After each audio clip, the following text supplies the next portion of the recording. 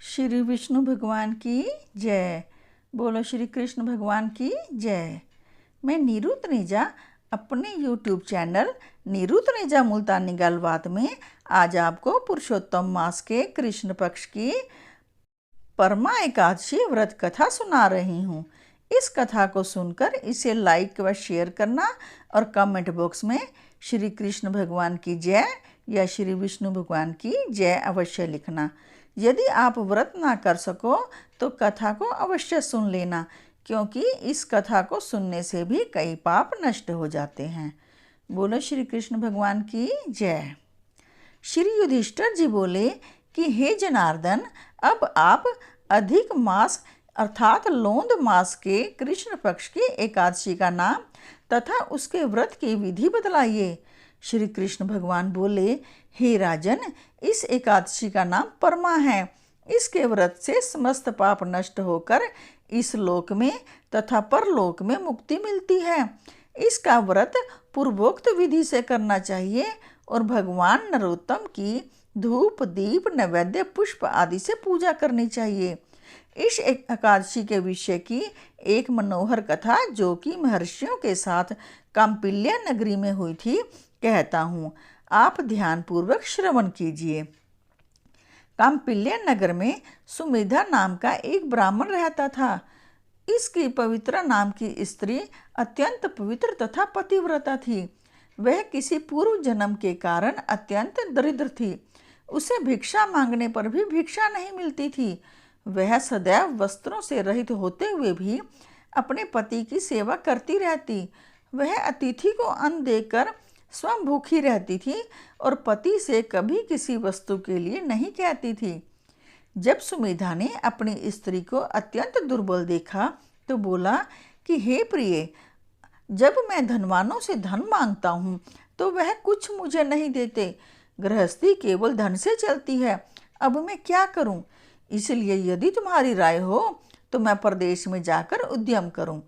इस पर उसकी स्त्री विनीत भाव से बोली कि पतिदेव, पति अच्छा या बुरा जो कुछ भी कहे, पत्नी को वही करना चाहिए। पूर्व जन्म में जो मनुष्य विद्या और भूमि दान करते हैं उन्हें ही इस जन्म में विद्या और भूमि मिलती है। यदि कोई मनुष्य दान नहीं करता तो भगवान उसे केवल अन्न ही देते हैं। मैं आपका वियोग नहीं सह सकती।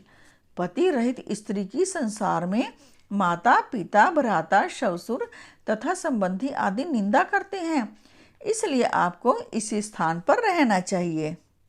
एक समय कौंडिन्य मुनि उस जगह आए। उनको आते देखकर सुमेधा सहित स्त्री ने प्रणाम किया और बोले, हम आज धन्य हैं, आज हमारा जीवन आपके दर्शन से सफल हुआ। उन्होंने उनको आसन तथा भोजन दिया। भोजन देने के पश्चात पवित्रा बोली कि हे मुनि, आप मुझे गरीबी का नाश करने का उपाय बतलाइए। मैंने अपने पति को परदेश में धन कमाने से जाने से रोका है। मेरे भाग्य से आप आ गए हैं।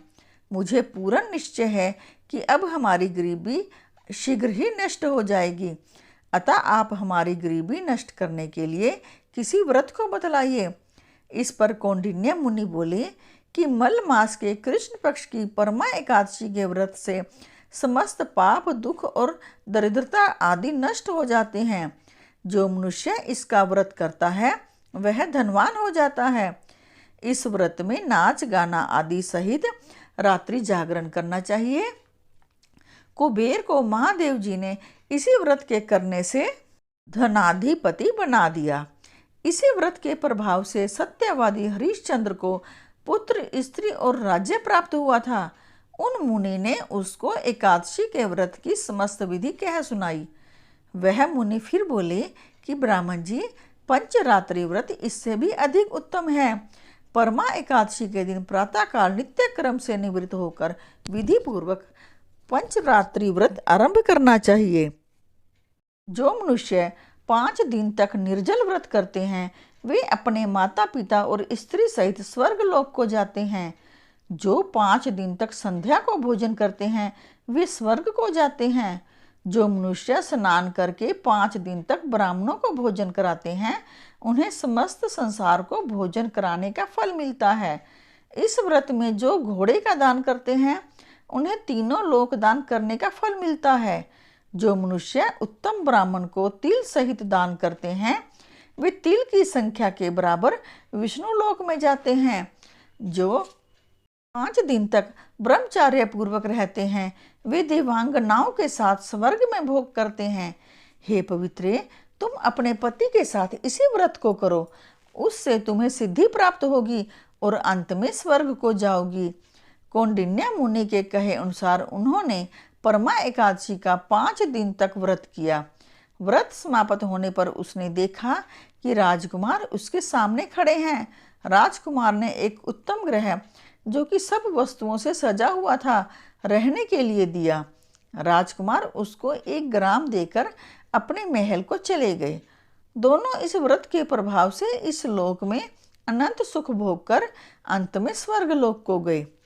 श्री कृष्ण जी बोले कि हे राजन, जो मनुष्य परमा एकादशी का व्रत करता है उसे समस्त तीर्थों, दानों आदि का फल मिलता है। जिस प्रकार संसार में 2 पैर वालों में ब्राह्मण, 4 पैर वालों में गो, देवताओं में इंद्रराज श्रेष्ठ है, उसी प्रकार महीनों में लोंद का मास उत्तम है। इस महीने में पंचरात्रि अत्यंत पुण्य देने वाली है। इस महीने में पद्मनी और परमा एकादशी भी श्रेष्ठ है। उनके व्रत से समस्त पाप क्षीण हो जाते हैं। दुर्बल मनुष्य को एक व्रत अवश्य करना चाहिए। जो मनुष्य अधिक मास स्नान तथा एकादशी व्रत नहीं करते उन्हें आत्मघात का पाप लगता है। यह मनुष्य योनि बड़े पुण्यों से मिलती है, इसलिए मनुष्य को एकादशी का व्रत अवश्य करना चाहिए। हे युधिष्ठिर, जो आपने मुझसे पूछा था सो मैंने आपको बतला दिया। अब आप इसका व्रत भक्ति पूर्वक कीजिए। जो मनुष्य लोंद की परमा एकादशी का व्रत करते हैं वे स्वर्ग लोक में जाकर इंद्र के समान सुखों को भोगते हुए तीनों लोकों में वंदनीय होते हैं। श्री कृष्ण गोविंद हरे मुरारी, हे नाथ नारायण वासुदेवा।